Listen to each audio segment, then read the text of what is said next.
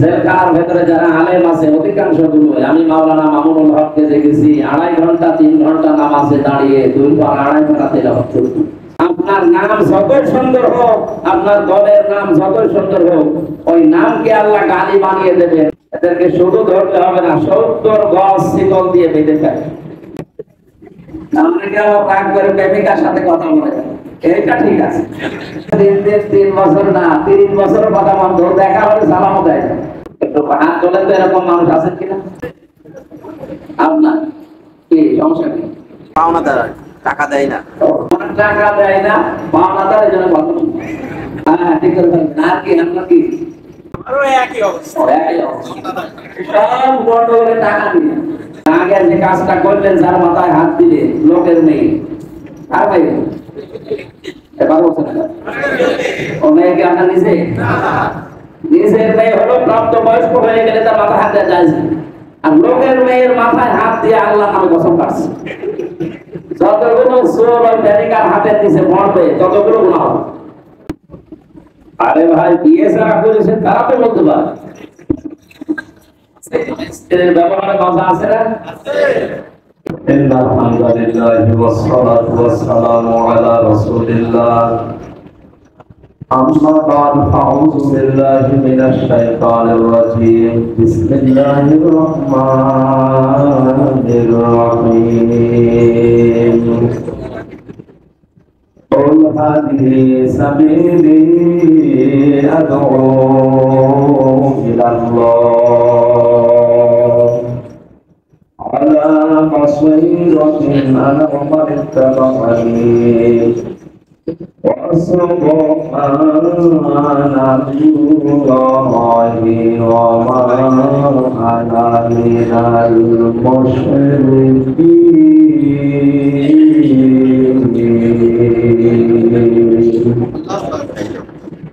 صدقت يا ربنا اللهم صل على سيدنا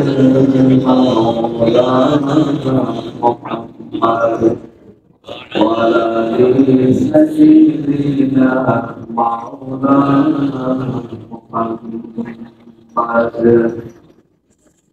আমার একটা স্বপ্ন পূরণ করো ও দয়াময়, তোমার পথে চলতে গিয়ে না পাই যেন ভয়, আমি তোমার কথা বলতে গিয়ে মরণ যেন হয়। আলহামদুলিল্লাহ। কুষ্টিয়া জেলার ফজলুয়াইছড়া এলাকাবাসী কর্তৃক আয়োজিত আল্লাহর ঘর মসজিদে তাফসীর ও কোরআন মাহফিলে স্বনামধন্য সম্মানিত মুসল্লিরা, এতক্ষণ যারা কথা বললেন মাওলানা হাফিজুর রহমান সিহাদি, মাওলানা ইলিয়াস আরাফাত, ইয়াসিন আরাফাত সহ আরাফানা লাকাতির আলেমদের সম্মান মর্যাদা কামনা করছি। আল্লাহ যেন দুনিয়া আখিরাতে আরো বাড়িয়ে দেন। সামনে বসা মুসলমান ভাইরা, দ্বীনের দায়ী হিসাবে যে মানুষগুলো দায়িত্ব পালন করার জন্য এসেছে বাংলার বিভিন্ন প্রান্ত থেকে, আল্লাহ রাব্বুল আলামিন ওই মানুষগুলোর দ্বীনের খেদমত যেন কবুল করেন, বলেন আমিন।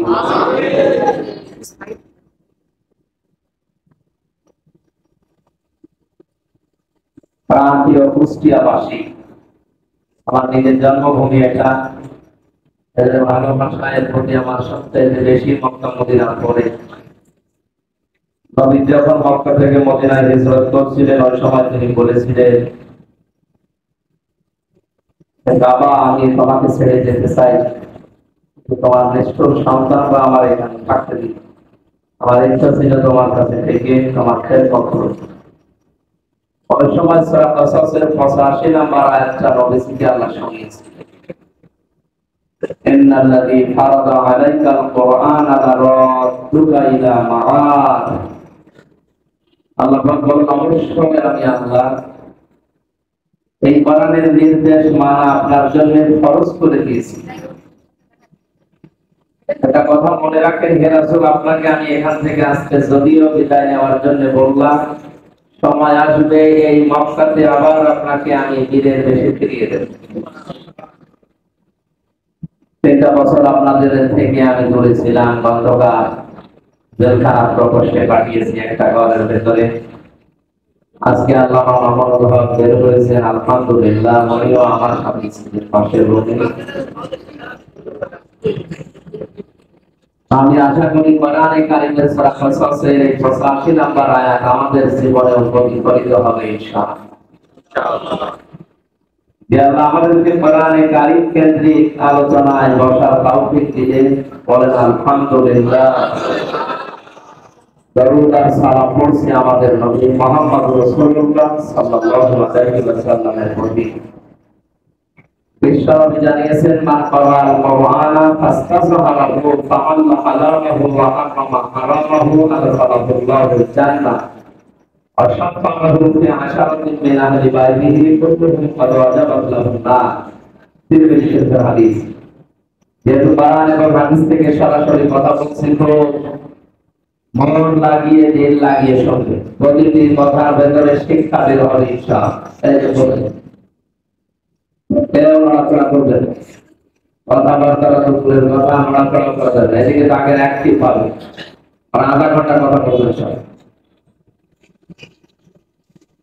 এই হাদিসের মর্মমানি 3টা বিষয় এখানে আল্লাহর নবী জানিয়েছেন আমাদেরকে। যে ব্যক্তি কোরআন পড়ে কি করে বলেন তো? যে নামাজের আগে নামাজ ভাঙার কয়টা কারণ বলেছিলাম? 19টা। এখানে যদি একটা একটা করে জিজ্ঞাসা করে 19 জন মিলেও মনে হয় 19টা বলতে হবে। আসতেছে আপনাদের একটাও যদি বাদ হয়ে যায় না, নামাজ মাঠে মারা যাবে, কিচ্ছু হবে না। কি বললাম শব্দটা আপনি টের পেয়েছেন? যে 19 জন মিলেও আপনি 19টা কারণ বলতে পারছেন। একটা কারণও যদি পাওয়া যায়, নামাজ শেষ। নামাজ কি হবে? ভেঙে যাবে। তার ভেতরে প্রথম নাম্বারে কোরআন অশুদ্ধ পড়া। কেউ যদি কোরআন শরীফ অশুদ্ধ পড়ে, ওর নামাজ ভেঙে যাবে, নষ্ট হয়ে যাবে। যারা দাওয়াতে তাবলীগের কাজ নিয়ে বিভিন্ন জেলা থেকে আজকে এই আল্লাহর ঘর মসজিদে এসেছেন, ওনাদের যে উদ্দেশ্য, আমিও এক চিল্লা দিয়েছিলাম যে হাফেজ হওয়ার পর, এরপর আর সময় পাইনি, এই জন্য চাই না। এটা করা দরকার। অন্তত যারা মানুষ, আমরা কোরআন হাদিস জানি না, নামাজ রোজা ইসলামের প্রাথমিক বিষয়গুলো জানি না, এখানে 2 দিন 3 দিন 5 দিন 7 দিন 10 দিন সময়টা দিয়ে কোরআনে কারিমের কিছু বিষয়, হাদিসের কিছু বিষয় আমাদের মনে হয় জানার একটা সুযোগ। এটা যারা জান ভালো কাজ করছেন, যারা জান না সময় বের করে এখানে সময় দেবে নিজে শেখার জন্য। যেটা জানো না, যারা জানে তাদের কাছে জেনে না। এর ভেতরে কোনো লজ্জা আছে?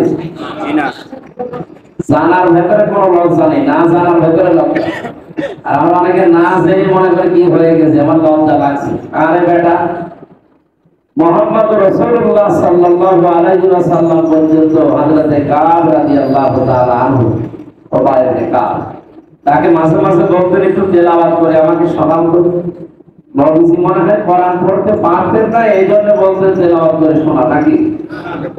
হ্যাঁ বলেন, তার উপরে কোরআন নাযিল হয়েছে সরাসরি।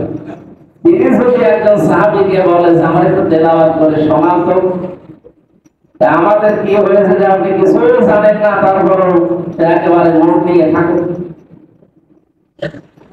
এখানে যে ইমাম সাহেব আছে বা মুয়াজ্জিন আছে, যারা জানে, তাদের কাছে এই বিষয়গুলো জেনে নেওয়া চাই না যে 14টা ওয়াজিব আছে নামাজের, একটাও যদি বাতিল হয়ে যায়, আমরা শেষ পর্যন্ত নামাজ সশজদা না দিলে, জরিমানা না দিলে আর হবেই না।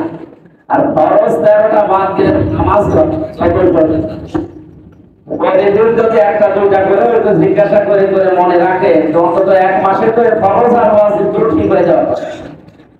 অথচ 50 বছর নামাজ পড়ছে, 13টা ফরজও জানে, ফরজের একটু আফসোসও আসে না জীবনে।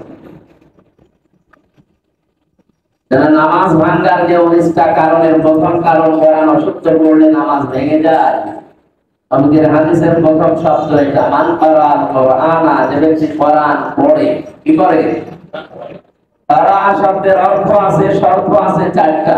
আমি শব্দ কি বললাম? তারা শব্দের অর্থ এবং শর্ত কয়টা?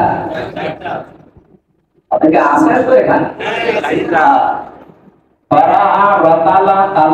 এগুলো কোরআনে কারীম পড়ার শব্দ আল্লাহ কোরআনে নিজে দিয়েছে। তো কোরআন শরীফে কোরআন পড়ার ব্যাপারে শব্দ পেলাম কয়টা? তিনটা। শব্দগুলো বিভিন্ন ভাবের কারণে শাব্দিক অর্থ পরিবর্তন হয়ে কোন জায়গায় মাঝি, মজারে, আমর, নেহি এই সমস্ত শব্দে রূপান্তরিত হয়ে ব্যবহার হয়েছে, কিন্তু বিষয় আসল মাসদারে কারাআ, রাতালা, তালাওয়া। এর অভিধান দেখবেন তিনটাই হচ্ছে, কেউ যদি বড় বিষয় পড়তে চায় তাহলে তাকে প্রথমেই সূত্র করে পড়া লাগবে। কি করে? সূত্র করে পড়া লাগবে। আর নামাজ ভাঙার যে 19টা কারণ, তার প্রথম কারণ কি? কোরআন যদি কেউ অশুদ্ধ পড়ে ওর নামাজ আর হবে না। আপনাদের তো সৌভাগ্য, এই যে পাশে একটা মাদ্রাসা দেখে আসলাম, যদিও আমার বাড়ি কুষ্টিয়া, আমি ছোটকাল থেকে বরিশাল, চুয়াডাঙ্গা, কুষ্টিয়া চিনি না।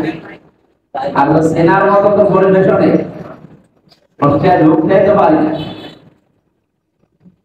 আজকে আসার সময় দেখলাম পাশে একটা বিশাল মাদ্রাসা, নাম শুনেছি আনসারা বালক বালিকা মাদ্রাসা, কোনোদিন আসতে পারি না। আজকে মনে হচ্ছে দেখি যাওয়ার সময় হলে আমি দেখবো স্যারদের সাথে, ওস্তাদ যারা আছে তাদের সাথে কথা বলবো। এখানে মাদ্রাসা কয় কিলো? 1.5 কিলোমিটার। তো আশপাশে যারা আমরা আছি, আমার গ্রামে যে পাশে ডাবিরা ভিটা, নলপোলা ডাবিরা ভিটা নাম শোনেন? গ্রামের বাড়ি আমার ওইটা, আমি সর্দার বংশের ছেলে।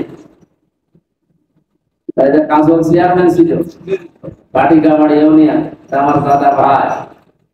এখন যে কিছুদিন আগে চেয়ারম্যান ছিল সফরউদ্দিন, এটা আমার চাচা, আমার দাদার বোনের ছেলে ওইটা। এখন যিনি আছে মাসিলাতে বাড়ি। আমি গ্রামে মাঝে মাঝে যেতাম, যে দেখে মুয়াজ্জিন আর 2-1 নামাজ পড়ে, তাকে বললো মানুষ কই? তো হুজুরে নামাজ পড়ে না। নামাজ পড়ে না এ দোষ এদের না, এ দোষ আমার। কারণ নামাজ কি এরা জানে না। নামাজের ভেতরে যে একটা আলাদা মজা আছে। আমি আজকে তেলাওয়াত করেছি সূরা 3 রাকাতে সূরা হাক্কাতের কয়েকটা আয়াত, এখানে জাহান্নামী মানুষদেরকে আল্লাহ কিভাবে বাঁধবে, কিভাবে শাস্তি দেবে, এই কথাগুলো আরবিতে ছিল। আপনারা বুঝেছেন কেউ? আলেমরা ছাড়া আমার মনে কেউ বোঝার কথা না। হযরত ওমর এই সমস্ত আয়াত দিয়ে নামাজ পড়াবে, কান্নার আওয়াজ পাওয়া যেত 2-3 কাতার দূর থেকে। আর আমাদের কান্নার আওয়াজ আসবে কি করে? আমরা বুঝেই না কি বললাম। ওখানে অপমান সূচক কিছু শব্দ ছিল। খুযুহু ফাগুল্লুহু সুম্মাল জাহিমা সাল্লু। আল্লাহ তাআলা বলবেন অপরাধীদেরকে ধর, এদেরকে ধর। শব্দটা দেখেছেন? খুযুহু ফাগুল্লুহু, অপমানজনক শব্দ। ধর এদেরকে ধরার পরে শেষ করে দেবেন না। পুলিশ মানুষকে ধরে দাও তো হাত ধরে অথবা ধুয়া এই হ্যান্ডকাপ দিয়ে নিয়ে যায়। আল্লাহ বলেন সুম্মা ফি সিলসিলাতিন যারউহা 70 যিরাআন ফাসলুকু। এদেরকে শুধু ধরতে হবে না, 70 গজ শিকল দিয়ে বেঁধে ফেলে। এরপরে ধাক্কা দিতে দিতে জাহান্নামের দিকে নিয়ে যায়। এই মানুষগুলোকে যে জাহান্নামের দিকে নিয়ে যাওয়া হবে, এই কথাগুলো নামাজে দাঁড়িয়ে যদি আপনি মনে মনে করতে পারেন, আমার অবস্থাও যদি ওইটা হয়, তার কান্না এমনি আসে, এটা তো বুঝে থাকে। কোরআনে কারীম জানিয়েছে ওয়াইদা সামিউ মা উনসিলা ইলার রাসূলি তারা আ'য়ুনাহুম তাফিদু মিনাদ দাম'i মা আরাফু মিনাল হক ইয়াকুলুনা রাব্বানা আমান্না ফাকতুবনা মা'আশ শাহিদিন। সূরা মায়েদা 7 নম্বর পারা প্রথম নম্বর পৃষ্ঠার প্রথম নম্বর লাইনে 83 নম্বর আয়াত। তাফসীরে ইসরাইল কোরআনে পাবে। সাইয়েদ প্রথম লিখেছেন আল্লাহ পাক বলেন, হে নবী, যখন আপনি কোরআন তেলাওয়াত করবেন এদের সামনে, এটা কোরআনের মর্ম মানে যদি বুঝে থাকে, উপলব্ধি করতে পারে যে আল্লাহ কি বলতে চায় আর আমি কি করি, এটা যদি ওদের বুঝ শক্তি থাকে, বোঝার মতো অনুধাবন করার যোগ্যতা থাকে, আপনি ওদের চোখে তাকিয়ে দেখবেন ওরা কাঁদতেছে। মনের অশান্তি ওদের চোখ দিয়ে কোরআনের আলোচনা শোনার পরে তখন যেন পানি চলে আসবে, ওরা নিচে উঠে পাবে না। এটা আবার বোঝার মতো আমার যোগ্যতা তো থাকে না। এই জন্য নামাজের ভেতরে যে একটা মজা আছে আলাদা, একটা শান্তি পাওয়া যায়, একটা নিরিবিলি জীবন থাকলে পাওয়া যায়। এই জন্য তো রমজানের শেষ 10 দিন নবীজি সারা জীবন ইতিকাফ করে আল্লাহর জন্য এই সময়টা নির্ধারিত করে দিয়েছি। আর আমরা তো 3 বছর ইতিকাফে কাটালাম। এক ঘরের ভেতরে আমি ফাঁসির কন্ডেম ছেড়ে একটা রুমের ভেতরে 3 বছর একাধারে ছিলাম। এদিকে 2.5 হাত, এদিকে 3.5 হাত, 24 ঘন্টা তালা লাগানো থাকে। ওটা একটা মিনি কবর, মিনি কবর না, একটু বড় কবর, কবরের মতো। জানে আমরা কোনো যোগাযোগ নেই, আমি ছিলাম যোগাযোগ বিচ্ছিন্ন। পরিবার সহ প্রত্যেকের সাথে আমরা যোগাযোগ বিচ্ছিন্ন করে 3টা বছর এই ঘরের ভেতরে কাটালাম। একটা কবর ছিলাম, মানে কবরের ভেতরে থাকলে যেমন মনে হতো ওরকমই আছে। ওই সময় যেহেতু গোনা এবং দুনিয়ার চিন্তা ভাবনা সব কিছু থেকে মুক্ত ছিলাম, এ সময় নামাজে আমি যেহেতু কোরআনের অর্থগুলো অধিকাংশ বুঝি, নামাজের ভেতরে তেলাওয়াতকৃত আয়াতগুলো এবং সেজদায় যদি মন থেকে বাংলায়ও কিছু বলতাম, এমনিতেই কান্না চলে আসতো। আপনাকে আহ্বান জানাচ্ছি, যদি মজা পেতে চান সেজদা, আমরা দুনিয়াতে মনে করি স্বামী স্ত্রীর ব্যবহারে মজা আছে, জানে? আরে ভাই, বিয়ে যারা করেছে তারা তো বলতে পারে স্ত্রীর ব্যবহারে মজা আছে না? এর চাইতে 100 ভাগ বেশি মজা পাওয়া যাবে যদি আপনি নামাজের সেজদায় বেশি সময় কাটাতে পারেন। কথাগুলো আল্লাহর মাধ্যমে বলি, আপনি নামাজের সেজদা একটু লম্বা করে দিয়ে রাখেন। জেলখানার ভেতরে যারা আলেম আছে অধিকাংশ গুলো, আমি মাওলানা মামুনুল হককে দেখেছি 2.5 ঘন্টা 3 ঘন্টা নামাজে দাঁড়িয়ে 2 বার 2.5 ঘন্টা তেলাওয়াত করছে। তো আমি আমার পা লেগেছি তো 1-1.5 পারা 2 পারা পড়তে আছে। তার আমি পড়তাম 3 বছর একাধারে ওনার সাথে, যেহেতু সেজদা দিতাম 45 মিনিট 50 মিনিট 1 ঘন্টা এক সেজদা কেটে যেত। মনের ভেতর আছে আসলে দুনিয়ায় আছে কিনা। বাংলায় কথাগুলো আমরা মনের কথাগুলো সব আল্লাহকে বলতে পারবো। এখানে একটা মাসলা বলা হয়, যারা আরবিতে কথা বলতে পারেন না বা বোঝেন না আরবি, বাংলা ভাষায় যেটাই বলতে চান সেজদায় বলবেন। নামাজের পরে হাত তুলে মোনাজাত না করে সেজদায় যেয়ে নফল নামাজে অথবা সুন্নত নামাজে বাংলায় আপনার মনের কথাগুলো আবেগ দিয়ে কান্না জড়িত কণ্ঠে যতক্ষণ পারে, অন্তত 35 মিনিট 40 মিনিট আধা ঘন্টা 1 ঘন্টা বই উপর থাকে। কারণ সেজদায় থাকলে আল্লাহ সবচেয়ে বেশি খুশি হয়, আর আপনিও একটা আলাদা মজা পাবেন। গ্রামের যারা ছিল ওদেরকে বললাম যে দোষ তো এদের না, এই যে 200 মানুষ নামাজ পড়ে আর ইমাম সাহেব, দোষ আমার। আমি সারা দেশে কোরআন প্রচার করে বেড়াচ্ছি আর আমার বাড়ি অন্ধকার। এদেরকে আগে জানাতে হবে যে আসলে নামাজটা কি। এরা যদি সত্যি নামাজ কি জানে, ওদেরকে তখন আর পিটানো লাগবে না, এমনি এসে নামাজ পড়বে। এই জন্য নিজে যা উপায় করেছিলাম, আর আমি তো জানেন আগে শুরু করেছিলাম বাংলাদেশের ওরা 3 নাম্বার ফোন, ওদের কাছ থেকে টাকা নিয়ে একটা মাদ্রাসাও তৈরি করেছিলাম গ্রামে। ছেলে যাওয়ার পরে ওটা তো অটোমেটিক বন্ধ হয়ে গেছে, কারণ ওটা চালাতে তো টাকা লাগে, আর কেউ তো টাকা দিত না, টাকা সব আমার। যারা দেশ থেকে গুছিয়ে নিয়ে আসতাম সব ওখানে ঢালতাম। এই নিয়ম করেছিলাম যে যত খরচ লাগে শিক্ষক ছাত্র আর যারা খাবে সব দেবো আমি একা, অন্তত বাইরের লোক দরকার নেই। আমার এই গ্রামের আশপাশে যারা আছে তারা যেন নামাজটা জানে। 2 নামাজ পড়ে একটা লস জানা বলো, বাইরের কোনো কেউ যদি এসে দেখে যে আমি রামজান মা নিজের মসজিদে 2 নামাজ পড়ছে, তো আমার ওয়াজ শক্ত, আমার ওয়াজ শোনা বাদ দিয়ে দেবে না। নবীজি তাবলীগ শুরু করেছিলেন, দাওয়াত দেওয়া শুরু করেছিলেন নিজের স্ত্রী থেকে। কোন জায়গা থেকে? কথা বুঝতেছে?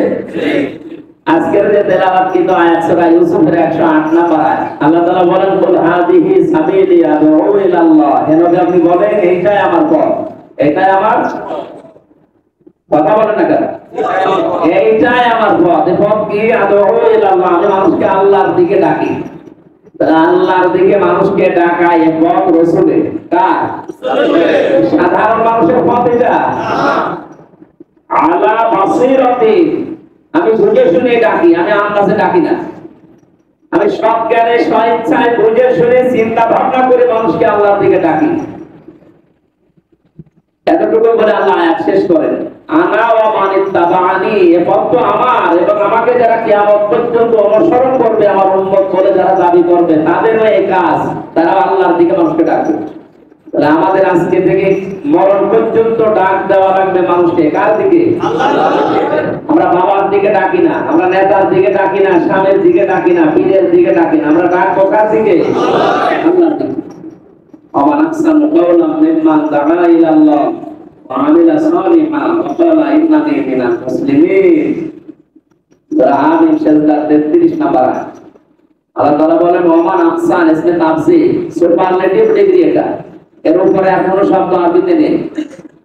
ওমান আহসান, সবচাইতে ভালো কথা ওই লোকটা বলে আল্লাহর দৃষ্টিতে। কার দৃষ্টিতে? আল্লাহর দৃষ্টিতে। এখানে পৃথিবীতে যত মানুষ যত কথা বলুক আর যত বড় লোক হোক, সবচাইতে ভালো কথা আল্লাহর দৃষ্টিতে ওই লোকটা বলে যে লোকটা আল্লাহর দিকে মানুষকে ডাকে। কার দিকে? আল্লাহর দিকে। যারা আল্লাহর দিকে ডাক দিচ্ছেন তাদেরকে আমরা ধন্যবাদ জানাচ্ছি, শুকরিয়া জানাচ্ছি আপনাদেরকে। ওয়ামিলা সালিহা, আর ভালো ভালো কাজ করে। কি করে? ভালো ভালো কাজ। ভালো কাজ কি? নামাজ পড়া, রোজা রাখা, জিকির করা ভালো কাজ নাকি? দান সদকা, সামাজিক কাজ। পৃথিবীর ময়দানে সবচাইতে ভালো কাজ হচ্ছে মানুষের সাথে ভালো ব্যবহার করা। লিন্নাসি হুসনা, মানুষের সাথে কেউ যদি হাসি মুখে কথা বলে তার একটা সাদকা দেওয়ার সওয়াব হয়। সাদকাকে মুরগির ডিম দিয়ে হয়, এই লোক গ্রামে যা করে, ছাগল, একটা ছাগল দেওয়া লাগে সর্বনিম্ন সাদকা দিতে। কি লাগে? ছাগলের দাম কত? কমপক্ষে 15,000 না হলে ভালো ছাগল হবে? 15,000 টাকা দান করলে, সাদকা করলে যে সওয়াব হতো, এই হাফিজের সাথে মুখ খুলে মন দিয়ে হাসি মুখে কথা বললে ওইরকম সওয়াব। কিছু মানুষের মুখ আছে বেচার মতো, মুখ টোকা করে থাকে, মানুষের কি হয়েছে।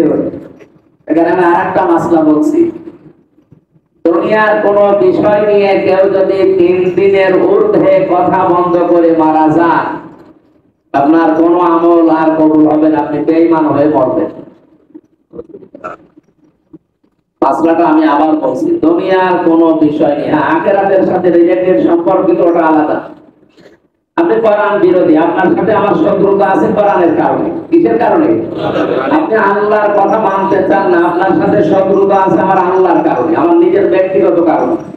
হ্যাঁ, ব্যক্তিগত কোনো বিষয় নিয়ে, দুনিয়ার কোনো বিষয়, এগুলো নিয়ে যদি কারোর সাথে ঝগড়া হয়, মনোমালিন্য হয়, আর এই অবস্থায় যদি আপনি 3 দিন অবিবাহিত করে ফেলেন, কথাবার্তা বন্ধ করে মারা যান, আপনি বেঈমান হয়ে পড়বেন।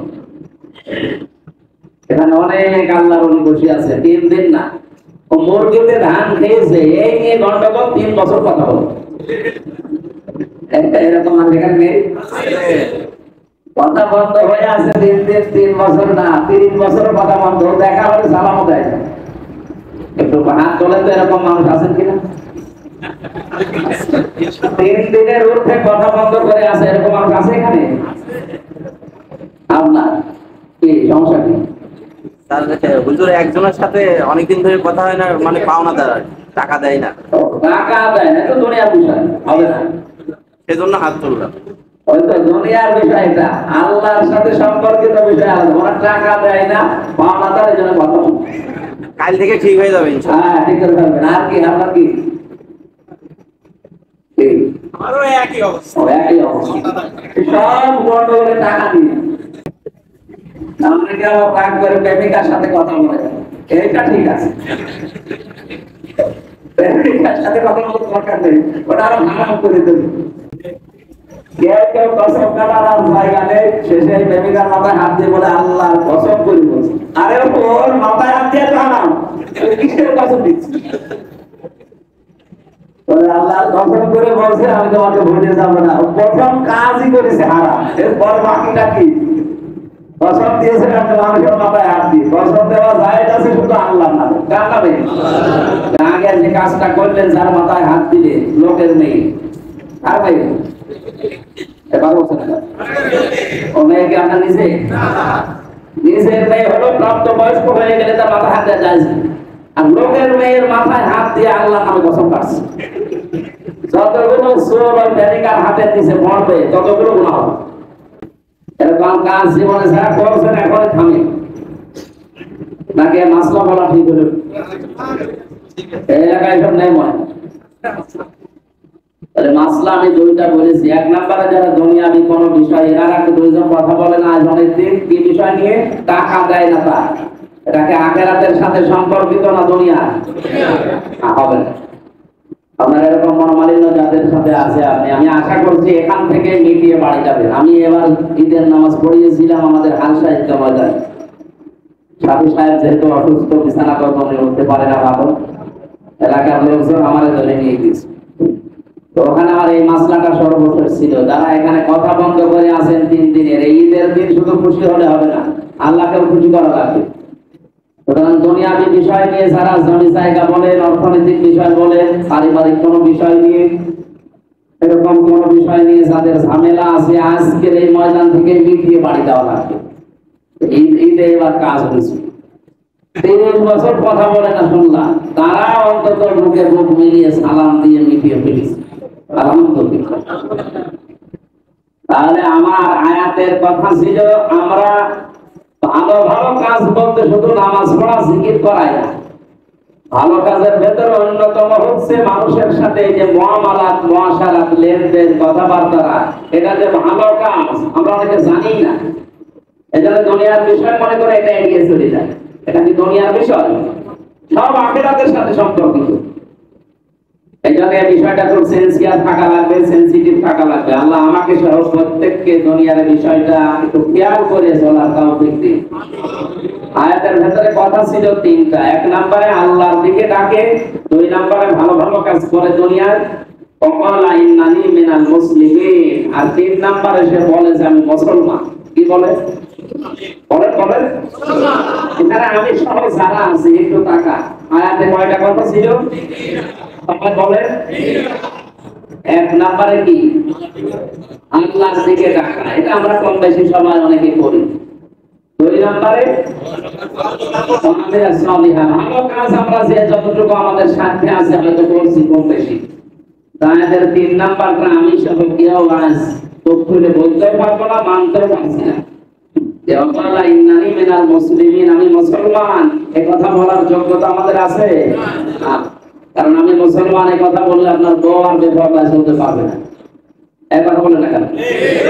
আমি মুসলমান এই কথা বললে আপনি আর সব ভিত্তি কর্ম দিয়ে জারি রাখতে পারবে? নামাজ ছাড়া থাকতে পারবে? তাহলে এই 3 নাম্বার বিষয়টা আমি সহ কেউ বলতে পারছি না। এখানে হাদিসের প্রথম শব্দ ছিল যারা কোরআন পড়ে ফাস্তাযহারাহু, এই বাপ দেখেছেন কেমন বাপ? ফাস্তাযহারাহু, যারা কোরআনকে বিজয়ী করার জন্য চেষ্টা চালায়। ইজহার করা, প্রকাশ করা, কায়েম করা, দাঁড় করানো, 99টা অর্থ আছে ইজহারে। সাকেত থেকে আমরা অনেকে পড়েনি বাপ কি এগিয়ে আছে ওখানে ইজহার। ইজহারের অর্থ কয়টা? 6টা। এখানে ইজহার মানে স্পষ্ট করা। নবীজির শব্দ চয়ন দেখেছেন, যারা কোরআন পড়বে 1 নম্বরে শুদ্ধ করে, 2 নম্বরে বুঝবে, 3 নম্বরে নিজে মানবে, 4 নম্বর ওটা মানুষকে মানানোর জন্য পরিবেশ তৈরি করে দেবে। এই 4টা শর্ত যার ভেতরে পাওয়া যাবে সে কোরআন পড়ে। সে কি করে? এরপরে নবীজি দিয়েছেন ফাস্তাযহারাহু, যে ব্যক্তি কোরআন পড়ার পরে কোরআনকে দাঁড় করায়, বিজয় করার জন্য চেষ্টা চালায়। কেন বিজয় শব্দ দিলেন? এখানে আলেম বাদ দিয়ে আর যারা আছে এই শব্দটি বুঝতেছেন কোরআন বিজয় করার জন্য কেন নবীজি বললেন? এর ব্যাখ্যা যারা হাদিস পড়ে এর টিকায় দেখবেন লেখা আছে নবীজি এজন্যই কোরআনে কারীমকে বিজয় করার জন্য জানিয়েছে। এর পরের শব্দ ফাহাল্লা হালালাহু ওয়া হারামা হারামাহু, কোরআন বিজয় করার জন্য বলার পরে শব্দটা দিলেন কেন? যারা হালালকে হালাল আর হারামকে হারাম জানে, তার মানে কি কোরআন যদি বিজয়ী না থাকে, যদি প্রতিষ্ঠিত না থাকে, হালালকে হালাল জানার পরেও মানা যায় না এমন অনেক জায়গা আছে। আমি বোঝাতে পেরেছি? হারামকে হারাম জানার পরও আপনি মানতে পারবেন না, এরকম জায়গা আছে। আপনার সব সত্যতা আছে, এরপরেও মনে করেন পুলিশে এখন ঢুকছে, কমপক্ষে 10 থেকে 12 লক্ষ টাকা দেওয়া লাগবে, এটা তো দেওয়া চাইজ নাকি না? মানে একজন প্রশ্ন করেছিল সেদিন, হুজুর ঘুষ দিয়ে চাকরি নেওয়া জায়েজ আছে কিনা বলেন। আমি ওনারে বললাম, ওটা রং করি, ওনারে বললাম ঘুষ দিয়ে চাকরি নেওয়া জায়েজ আছে কিনা মাসলা বলে দিচ্ছি, আগে বলেন ঘুষ ছাড়া বাংলাদেশে চাকরি হয় কি? ঘুষ ছাড়া চাকরি হয় এরকম একটা জায়গা দেখা, মুসলিম পর্যন্ত এখন ঘুষ খাচ্ছে। আমি দেখে করে ফেললাম, এটা ঠিক। কুষ্টিয়ার যে মসজিদ আপনি টাকা যেটা সরকারি ভাবে তৈরি হয়েছে, এই 2 জায়গায় 20,000 টাকা করে মনে করেন বেতন দেবে। আপনি মনে করছেন এমনি এমনি হবে? কমপক্ষে 8 থেকে 10 লক্ষ টাকা আল্লাহ বলিকে দেওয়া লাগবে। এই টাকা যেখানে যাক না কেন, এই টাকা তো অন্ত জায়েজ আছে নাকি? তো ওনার প্রশ্নের জবাব কি আমি ঠিক দিয়েছিলাম? যে বলছে ঘুষ দিয়ে চাকরি করা, আরে ঘুষ ছাড়া চাকরি হয় কিনা বলে না। আমি আমার কুষ্টিয়া বিশ্ববিদ্যালয়ে আমার 5 ক্লাস, আমি তাফসীরের উপরে, কোরআনের উপরে অনার্স মাস্টার্স করেছি এখানে। এর আগে তো আমি কুষ্টিয়া ছিলাম, এর আগে আমার চুয়াডাঙ্গা আর বরিশালে পড়া। ওই সব জেলা আমি ভালো ছিলাম, কুষ্টিয়া আমি নিজেও চিনি না, খালি বাড়িছি। এখানে আসার পরে ভার্সিটিতে থাকাকালে যতটুকু চিনা পরিচয়, এখানে নিয়ম ছিল কি 1 থেকে 10 পর্যন্ত যারা, এদেরকে বিশ্ববিদ্যালয়ের স্যার হিসাবে নেওয়া হবে, টাকা দিয়ে নেওয়া হবে। এটা তো লেখা ছিল নাকি? আমরা যারা অন্তত 1 থেকে 10 পর্যন্ত নিলে তো আমাদের দেবে। আপনি অবশ্যই 70 নম্বর যে 35 লাখ টাকা দিলে তারা নিয়ে নিতে পারে। এখানে কোরআন যদি বিজয় থাকতো, কায়েম থাকতো, তাহলে 35 লাখ টাকা ও 70 নম্বর যে সে দিয়ে পাইতো, চাকরি পাইতো, কিয়ামতের আগে হইতো না। সমিতির শব্দ চয়ন এক একটা পাহাড়ের চাইতেও ভালো। পাহাল্লা হালালাহু ওয়া হারামা হারামাহু। কোরআন যদি এজাহার থাকে, প্রকাশ থাকে, কায়েম থাকে, বিজয় থাকে, প্রতিষ্ঠিত থাকে, তাহলে হালালকে আপনি হালাল মানতে পারবেন, আর হারামকে হারাম জানার পরে ছেড়ে দিতে আপনি বাধ্য হবেন।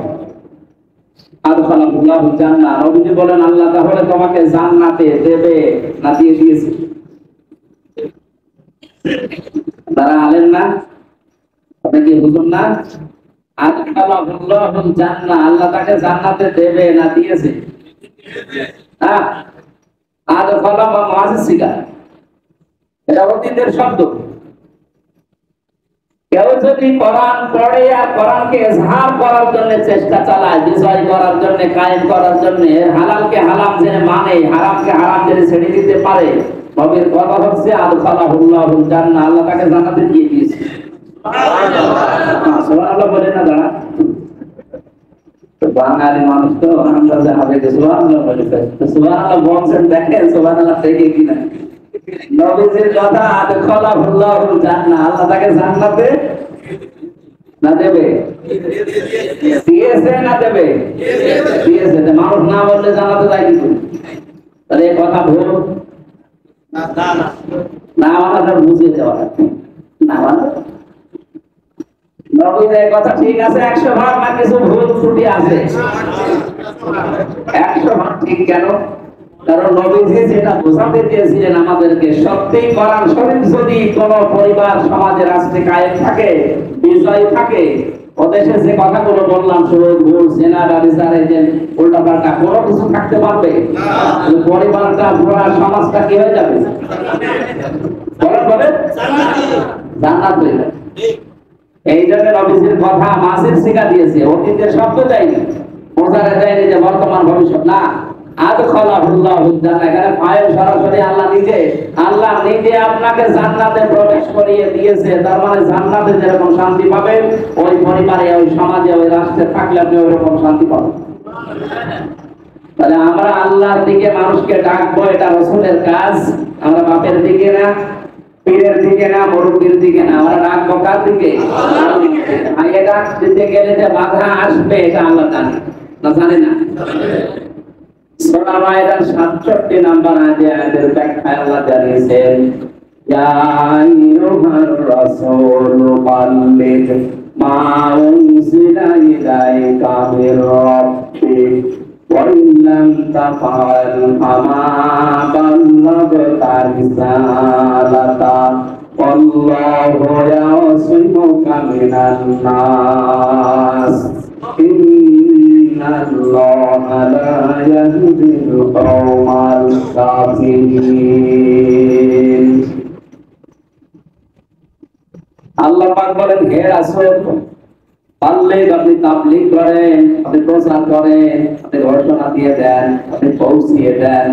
এক একটা শব্দের কমপক্ষে 33টা, সর্বোচ্চ 99টা করে অর্থ পাওয়া যায় কোরআনে। প্রতিটি শব্দে কয়টা? সবগুলো বুঝলে আপনি বুঝবেন না, এজন্য 5-6টা করে বলছি। আল্লাহ তাআলা বলেন, হে নবী আপনি তাবলীগ করেন, তাহলে তাবলীগ করা ফরজ। তাবলীগ করা কি? কি তাবলীগ করবেন? মা উনজিলা ইলাইকা মির রাব্বিক, যেটা আপনার রব আপনাকে দিয়েছে। আর সবাই জানে এটার নাম কি? কোরআনে কারিমের নিয়ম নীতি আইন পদ্ধতি এগুলো মানুষের কাছে ছড়িয়ে দেন, পৌঁছিয়ে দেন, কায়েম করেন। এটা ফরজ। নামাজ রোজা করা যেমন ফরজ, কোরআন প্রচার করা, কোরআনের তাবলীগ করা ফরজ। এটা যদি আমরা সবাই মানতাম, তাহলে এই দেশে কোরআন প্রচার করার কোনো বাধা থাকার কথা ছিল না। কারণ এখানে 96% আমরা মুসলমান। বাধা দেবে কি? প্রত্যেকে তো একই কাজ করতাম, কেউ বাধা দিতে পারতো? 4 ভাগ হিন্দু সাহস পেত? আমরা যেহেতু খালি কিছু মানুষ আছে নামাজ রোজা এটা ইবাদত মনে করি, বাকি যে এটা আসল ইবাদত ওটাকে আমরা ইবাদত মনেই করি না। এজন্য রাসূলকে এটা ধমক সূচক শব্দ দিয়ে আল্লাহ সতর্ক বাণী দিচ্ছেন, ইয়া আইয়ুহার রাসূল, হে রাসূল, বাল্লিগ আপনি তাবলীগ করেন, মা উনজিলা ইলাইকা মির রাব্বিক, আপনার রব আপনাকে যেটা দিয়েছে এই কোরআনের তাবলীগ আপনি করবেন। ওয়া ইল্লাম তাফআল ফামা বাল্লাগতা রিসালাতা, যদি আপনি তাবলীগ না করেন কোরআনের রিসালাতের যে বিশাল দায়িত্ব দিয়েছিলাম ওটা যেন আপনি পালনই করেন। আমি জানি আল্লাহু ইয়াসিমুকা মিনান নাস, পৃথিবীর ময়দানে কোরআনের তাবলীগ করতে গেলে, কোরআনের কথা বলতে গেলে বাধা আসবে, এটা আল্লাহ জানে না? মনে করেন এটারে তো ইয়াসিম মহাসারে দিয়েছে, বর্তমান ভবিষ্যৎ, প্রেজেন্ট ফিউচার। এই নবী আমি জানি বাধা আসবে, বিপদ আসবে, ষড়যন্ত্র আসবে আপনার প্রতি। এজন্য ইয়াসিম মৌকা, আপনাকে আমি আল্লাহ এখন বাঁচাচ্ছি, কিয়ামত পর্যন্ত আপনাকে আমি বাঁচাবো। এটা শুধু নবীর জন্য নাকি? বলেন বলেন।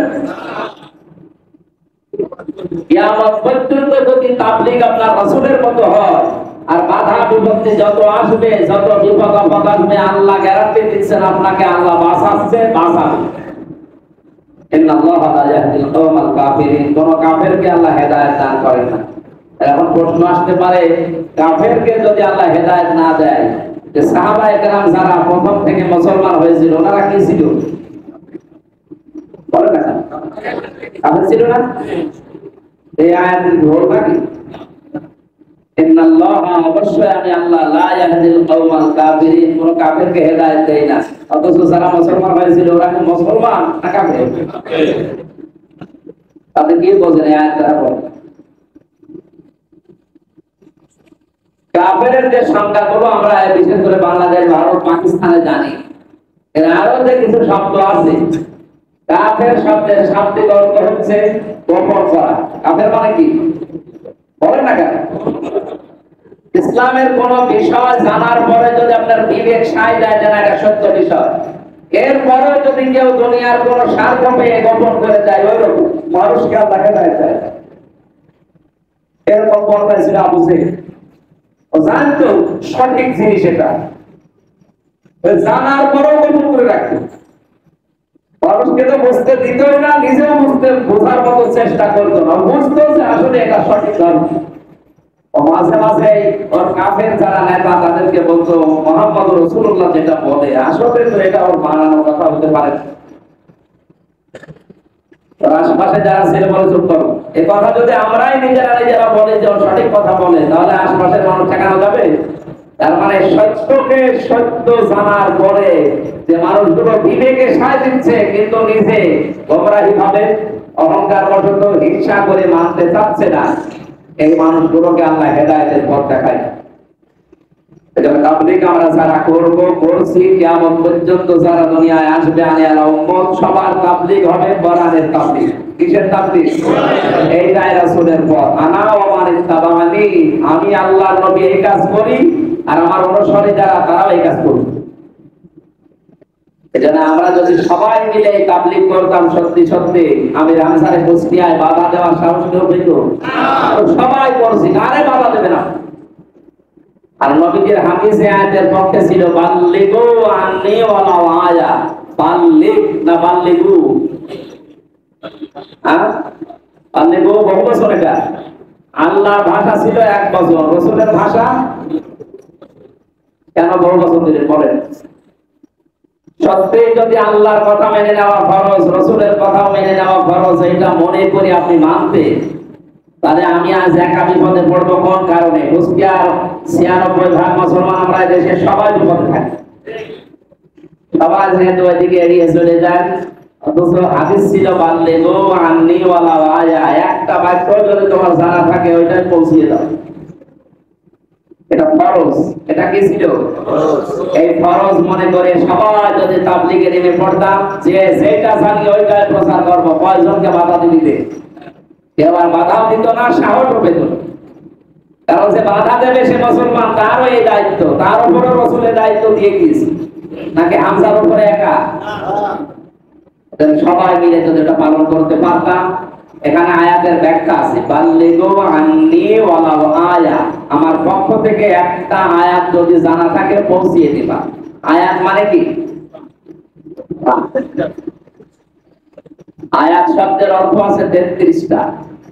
আয়াত মানে নিদর্শন, আয়াত মানে ইতিহাস, আয়াত মানে এই যে বিভিন্ন সৃষ্টি জগৎ দেখা যায়, গাছ গাছড়া, এগুলো আল্লাহর আয়াত। এই যে আকাশ দেখা যায়, এটা আল্লাহর আয়াত। এই যে সমুদ্র দেখা যায়, এটা আল্লাহর আয়াত। আল্লাহর নিদর্শন, আয়াত। আল্লাহ এই সৃষ্টিগুলো আল্লাহ আমাদেরকে দিয়ে রেখেছেন। এই ইতিহাসের কথা বললাম না, যেটি ইতিহাস এটা আয়াত, কারণ ইতিহাস হচ্ছে গোপন সাক্ষী। আজ হয়তো অনেকে জালেমের ইতিহাস লিখতে পারছে না, পারছে? সবচাইতে বড় জালেম আজ ইসরাইল। এদের ইতিহাস এখন কি লেখা সম্ভব হচ্ছে? সম্ভব হচ্ছে না, কিন্তু ইতিহাস লেখা হবে। ইতিহাস একদিন লেখা হবে, তখন এই ইসরায়েলকে ইতিহাস ঘৃণিত নির্দিত করে তামাম দুনিয়ায় দেখাবে। ইয়াজিদ, এই লোকটার ইতিহাস নেই এখন। কারবালার ইতিহাস, এই লোকটা ওই সময় দেশে থাকতে কেউ ইতিহাস লিখতে পেরেছে? সম্ভব ছিল? ইমাম হুসাইনের পক্ষে কথা বললে তারা জবাই করে দিত। কিন্তু ইতিহাস লেখা হয়েছে না হয়নি? কি হয়েছে? পরে নির্দিত ঘৃণিত করে একেবারে তামাম দুনিয়া। এখন কি ইয়াজিদের নামে একটা কুকুর রাখে না, যদি বলে যে এই কুকুরটা আমি ইয়াজিদের নামে রাখলাম। ওর নামটা কিন্তু ভালো না, কিন্তু নামটাকে আল্লাহ গালি হিসাবে প্রকাশ করে দিয়েছে। এখন কেউ যদি কাউকে রাগাতে চায়, বলবেন তুই ইয়াজিদের বাচ্চা। নামটা কি খারাপ? কত সুন্দর না!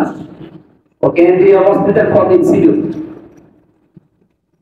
বলেন, এত সুন্দর নামকে শুধু জুলুম করার কারণে যদি ইতিহাস ওকে ঘৃণিত নিন্দিত করে দেয়, এই দুনিয়াতে ইসরায়েলের মতো যারা পৃথিবীর মানুষের উপরে জুলুম অত্যাচার নির্যাতন চালাচ্ছে, এদের ইতিহাস হয়তো এখন লেখা হচ্ছে না, কিন্তু লেখা একদিন হবে। সেই দিন আপনাকে ঘৃণিত নিন্দিত করে দুনিয়ার সামনে অপমানিত করে রাখবে। আপনার নাম যতই সুন্দর হোক, আপনার দলের নাম যতই সুন্দর হোক, ওই নামকে আল্লাহ গালি বানিয়ে দেবে। মানুষ নাম শুনতে আগে গালি।